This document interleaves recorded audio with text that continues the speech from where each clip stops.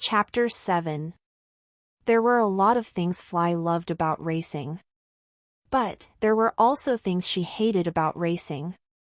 For example, she hated getting sore elbows and paw pads from sleeping on an uncomfortable floor and losing the hair on her hindquarters. This is where her rear end rubbed against the chain-link fence that surrounded where the dogs were kept. She also hated it when she was kicked or bitten by her competitors. And those sometimes very bumpy rides in Ted's truck to and from the racetrack. She and the other racers were housed in the back deck of the truck in steel, cramped dog carriers. Sometimes the Greyhounds would be tossed around, banging their heads and bodies against the steel walls. Or, other times, they would be riding along and without warning Ted would stop short in traffic. Fly's head would jerk to one side, causing her neck to be very sore the next morning. She also hated what would sometimes happen in the track parking lot. When traffic was heavy, Ted would be late to the track. The track slippers would become impatient and yank the Greyhounds on their leads to get them out of the carriers and off to the holding area. Some would even kick the Greyhounds to force them to move. Fly always tried to be one step ahead of them. She was smart that way, reacting very quickly to rough treatment. But, overall, Fly thought of racing as fun. It meant she could run on the soft sandy track with the other Greyhounds that became her friends. Fly dug her claws into the dirt as she rounded the racetrack. The wind would pass by her ears and sometimes the breeze would make her muzzle whistle. This tickled her nose. Fly did not realize that she was close to danger as she sped along on the track. She was very close to the electrified rail that the lure ran along. She was at risk of injury of coming in contact with the rail. But there were also other injuries Fly and the other Greyhounds might sustain, like broken bones. However, Fly was very lucky. She got some good advice from a Greyhound, who would become one of her very, very best friends. Greyhound racing was not just about the dogs.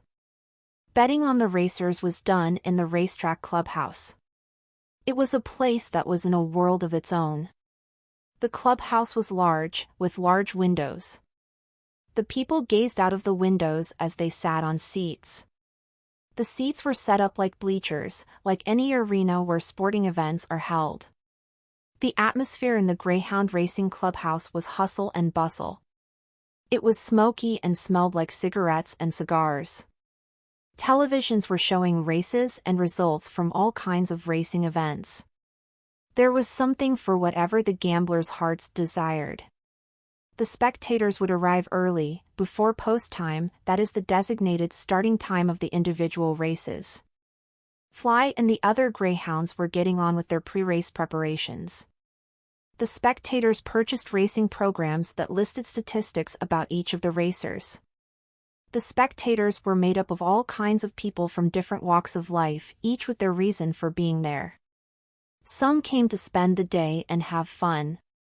Others were regular visitors with high hopes of winning a small fortune. Each bettor would stand in line at the teller's windows, quietly saying which dog they wanted to wager on. There is the win bet, where if your choice wins, you get a payout. There is the place bet when your choice finishes the race in one of the place positions. There is also the each-way bet, which is a combination of a win and a place bet. You can pick who you think will win and another choice to finish in either second or third place. And there is the show bet when your choice will finish the race either in first, second or third place. This is the easiest bet for most bettors. Experienced bettors could win a lot of money or just break even.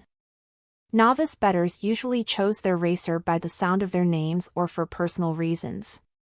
Just a few minutes before post time, the Greyhound racers were taken from the track kennel holding area and paraded down the track in front of the spectators.